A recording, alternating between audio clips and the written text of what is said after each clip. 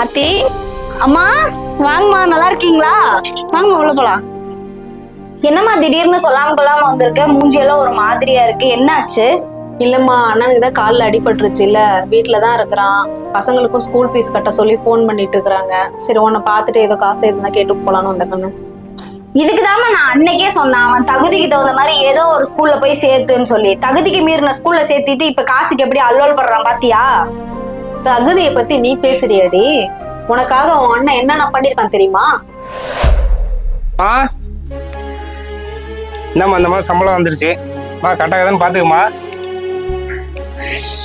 அம்மா சொல்ல மறந்துட்டேன், தங்கச்சி காலேஜ் ஃபீஸ் கட்டணும்னு சொல்லி பணம் கேட்டிருந்தா, அதை பார்த்து என்ன கட்டி விட்டுருமா.